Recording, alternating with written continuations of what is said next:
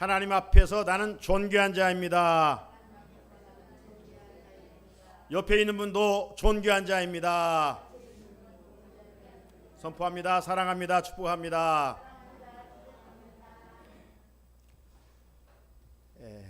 친구가 보내준 카톡의 내용입니다. 소개해보면 공들이 한탄을 하고 있었습니다. 그 중에 먼저 배구공이 이렇게 말합니다. 난 무엇을 잘못했길래 허구한 날 따귀만 받는지 모르겠다. 그러니까 옆에 있던 축구공이 말합니다. 넌 그래도 다행이다. 나는 맨날 발로 까이고 있는데 진짜 기분 나쁘다.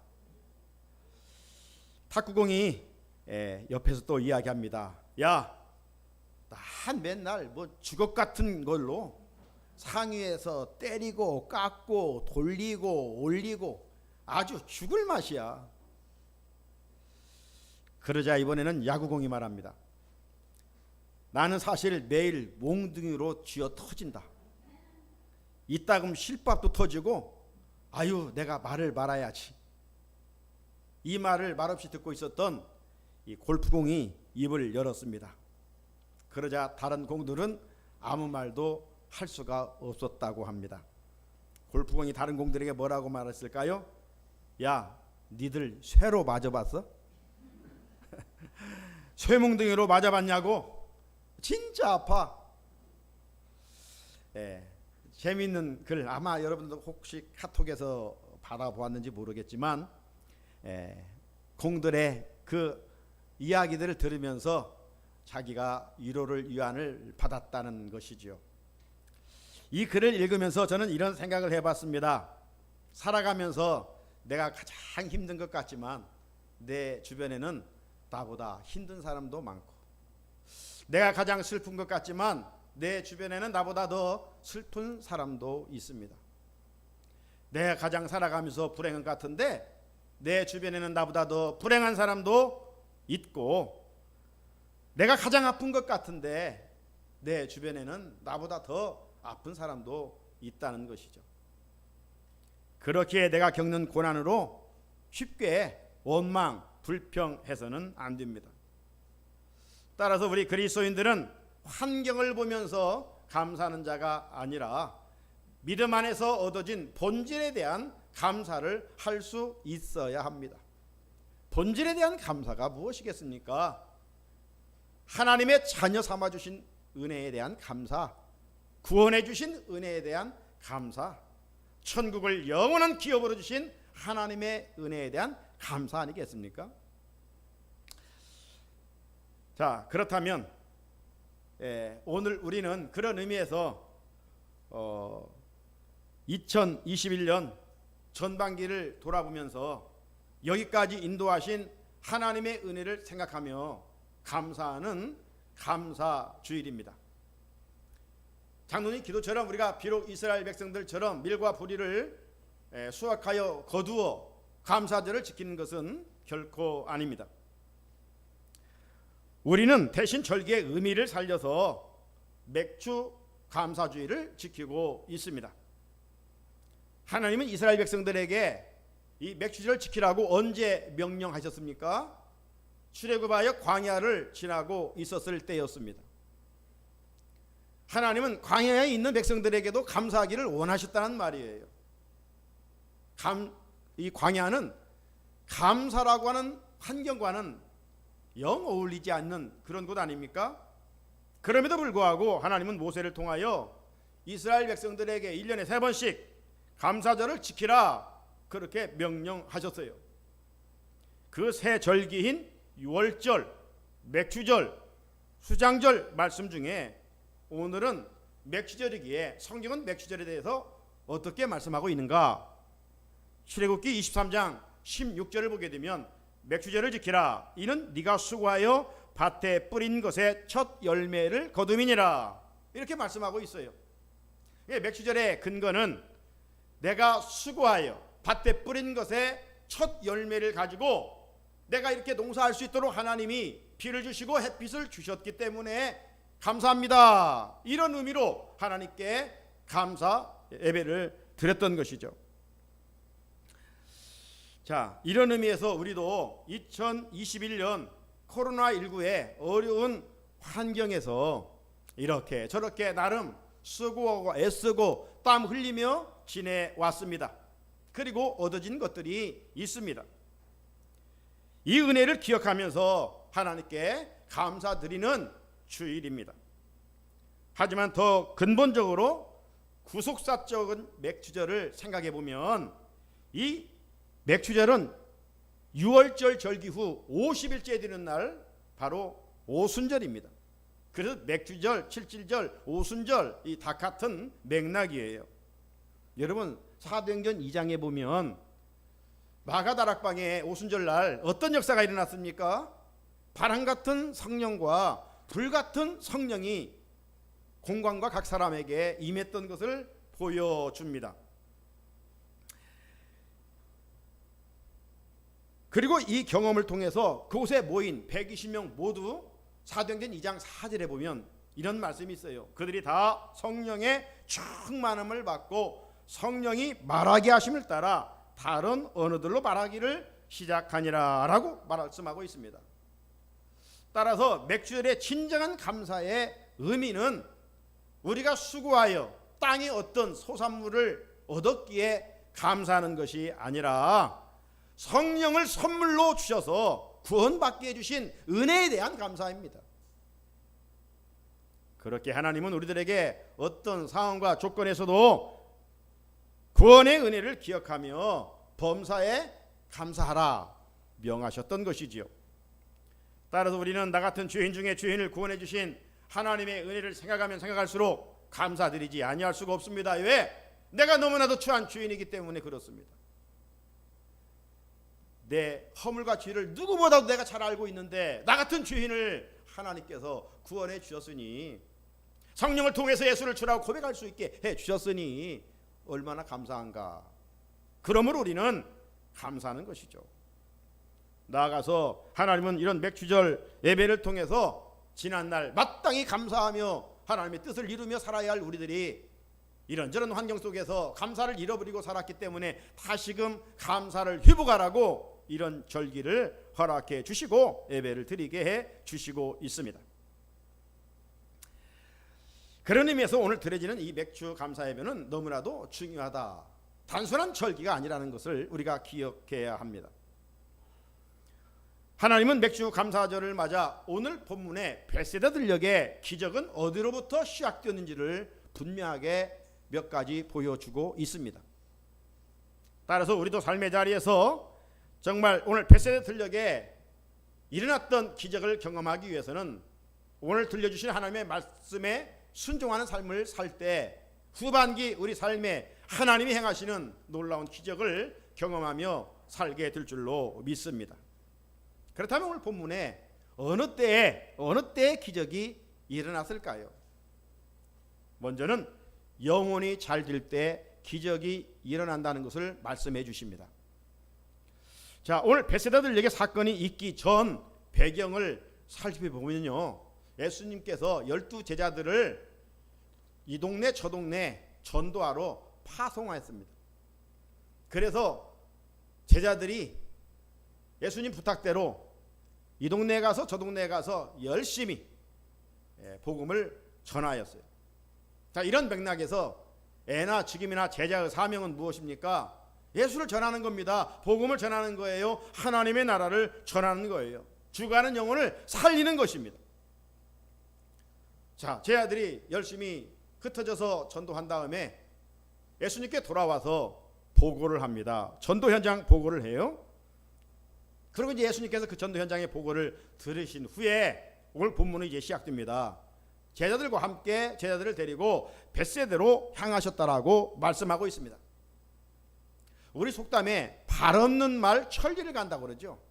네? 발 없는 말 천리를 간다. 예수님께서 벳세다로 가신다니까 벌써 이 많은 무리들이 그 소식을 알게 됐던 거예요. 그래서 자기들의 욕구를 채우기 위해서 무리들이 예수님을 찾아간 것이죠. 아마 제자들은 왜 이렇게 사람들이 오는가 짜증냈을 법도 할 것 같아요. 하지만 예수님은 찾아온 무리들을 기쁘게 영접했습니다. 그리고 예수님은 그들에게 하나님의 나라 이야기를 들려주었고, 이제 병든 자들을 한 사람 한 사람 치유해 주신 이야기가 11절에 기록이 되어 있습니다. 자, 우리는 이 대목에서 아주 중요한 원리를 깨달아야 됩니다. 배워야 됩니다. 오늘의 삶의 자리에서 기적을 경험할 수 있는 첫 단계를 깨닫게 해주고 있습니다. 그 첫 단계는 무엇일까요? 그것은 예수님께서 무리들의 병을 고치기 전에, 무리들의 욕구를 충족해 주기 전에 먼저 그들에게 하나님의 말씀을 전했다는 겁니다. 주님의 이 행동은 오늘날 우리들이 어디에 관심을 먼저 가지고 살아야 하는지를 잘 보여주고 있는 부분입니다.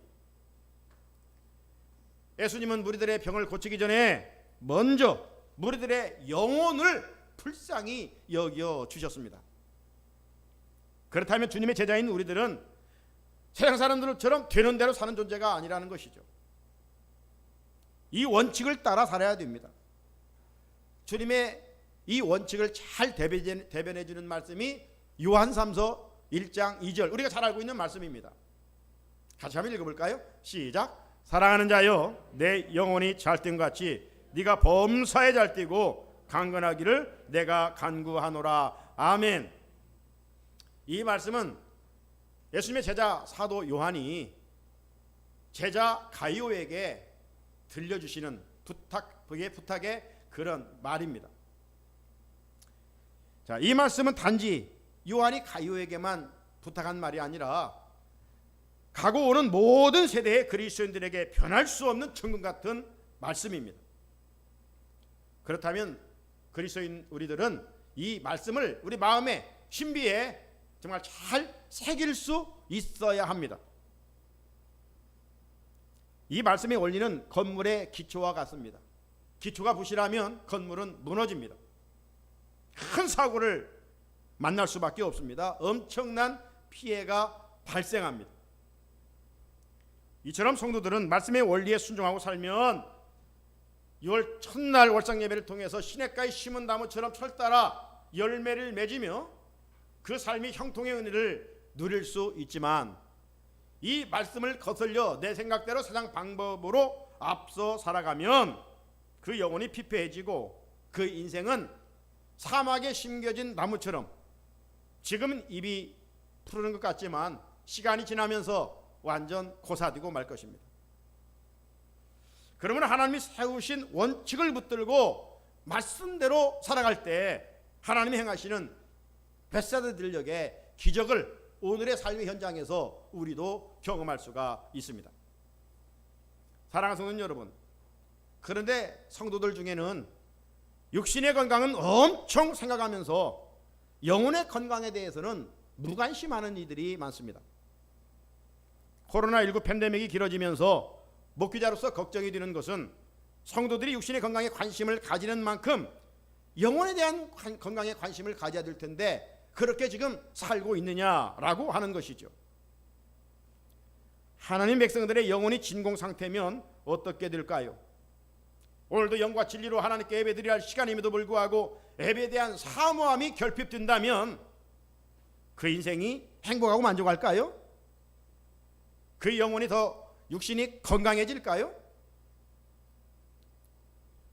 점점 더 공허할 뿐이고 환경으로부터 두려움만 더해질 것입니다.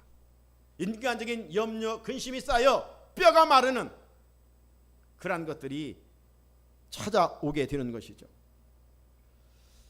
그러다 결국 인생은 실패하는 것이죠. 내 영혼이 말씀의 은혜로 채워지지 않으면 마귀가 틈타 하나님이 싫어하시는 것만 하게 되는 것입니다. 그러면 우리 그리스도인들은 힘써야 할 것이 무엇입니까? 하나님 앞에 내 영혼이 건강하기를 위하여, 내 영혼이 찰뜨기를 위하여 우리가 사모해야 되는 것이죠. 내 영혼이 건강하게 되는 일을 위해서는 찾아서도 열심히 해야 되고 먼저 해야 되고, 반대로 내 영혼이 병든 일이라면 찾아오는 일일지라도 그곳에서 멀리 달아날 수 있어야 하지 않겠습니까? 그렇다면 사랑하는 성도 여러분, 내 영혼의 건강을 위해서 얼마나 많은 관심을 가지고 지금 살고 있습니까? 내 영혼의 건강을 위해 얼마나 기도하고 있습니까? 영혼이 성령으로 충만할 때 마음의 감사와 기쁨과 평강이 넘치는 것이죠.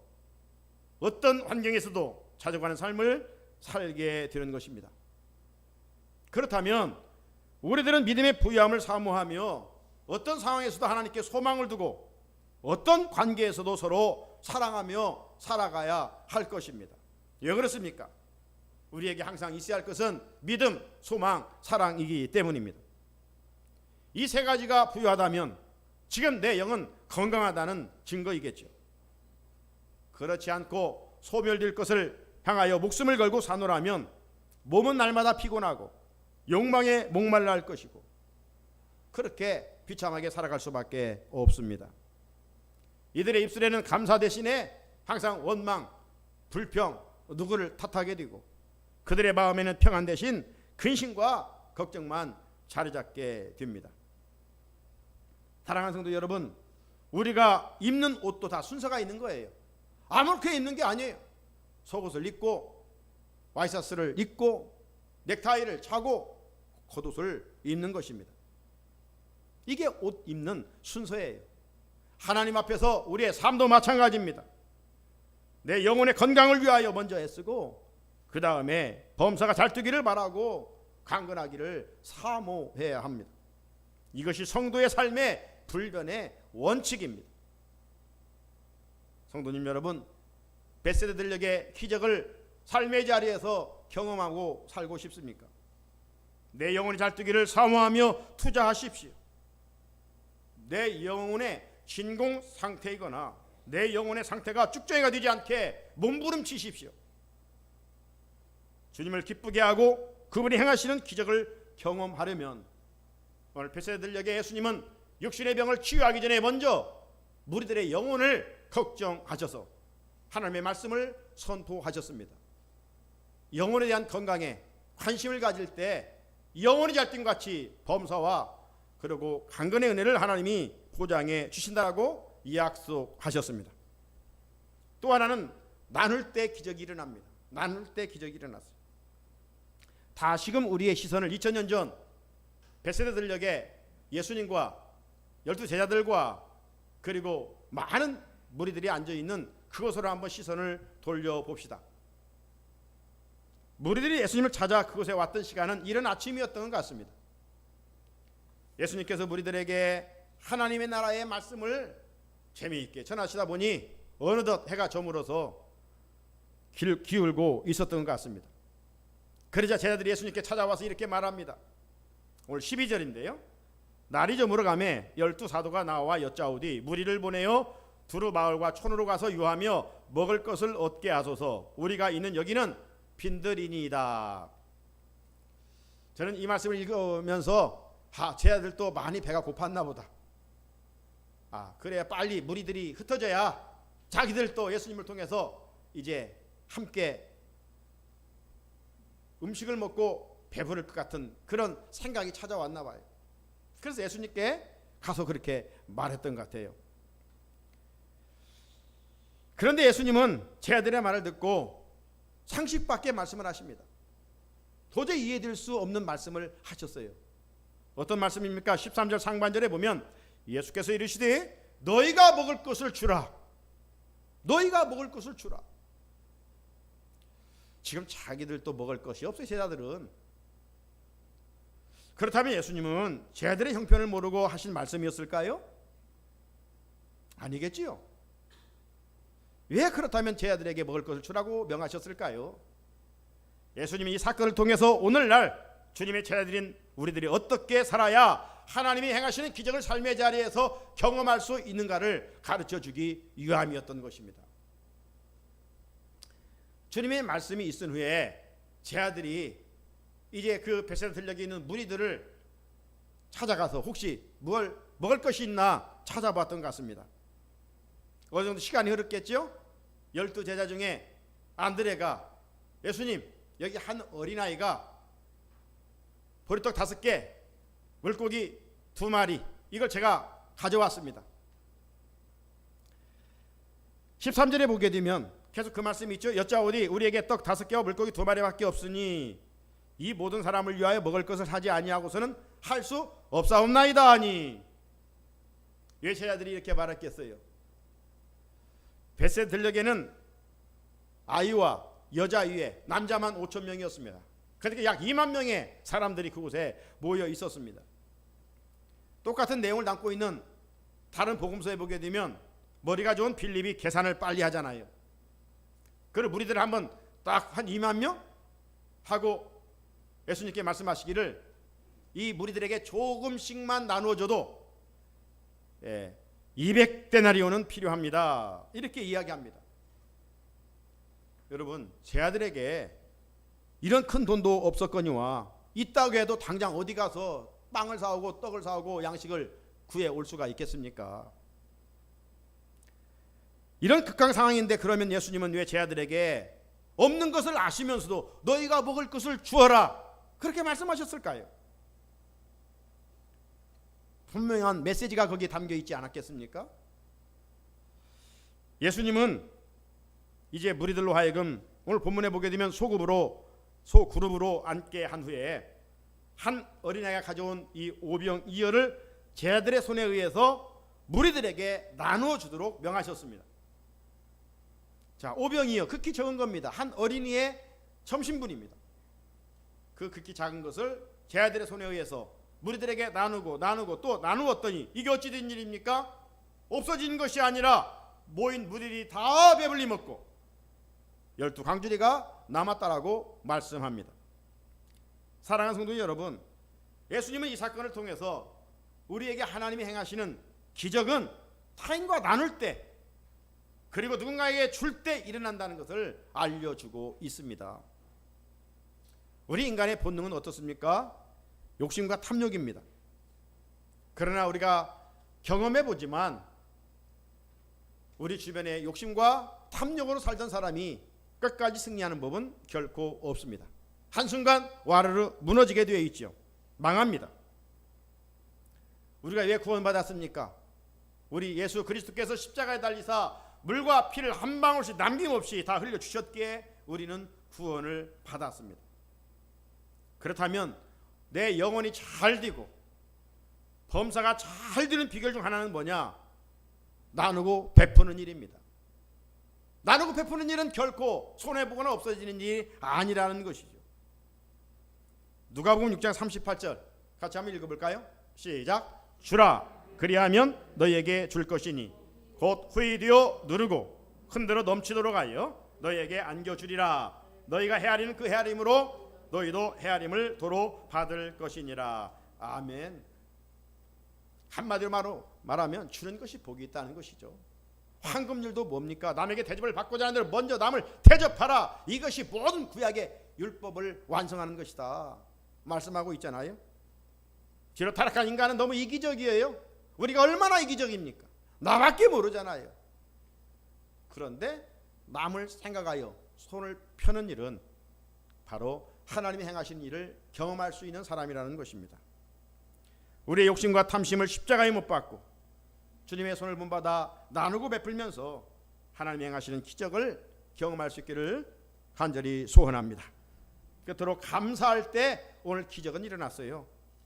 벳세다들에게 기적의 정점은 뭡니까? 예수님께서 극히 적은 것 가지고 하늘을 향하여 감사의 기도로 시작되었다는 것이죠. 자, 맥주 감사주일에 예수님의 감사의 손을 우리가 이식받아야 하겠습니다. 큰 것 많은 것 특별한 것에 감사하는 우리의 모습들을 내려놓고 정말 아무것도 아닌 극히 적은 것에 감사로 시작하신 주님의 그 모습, 그걸 본받아야 된다 이 말씀이죠. 자, 16절 같이 읽어보겠습니다. 16절 시작. 예수께서 떡 5개와 물고기 2마리를 가지사 하늘을 우러러 축사하시고 떼어 제 아들에게 주어 무리에게 나누어 주게 하시니. 아멘.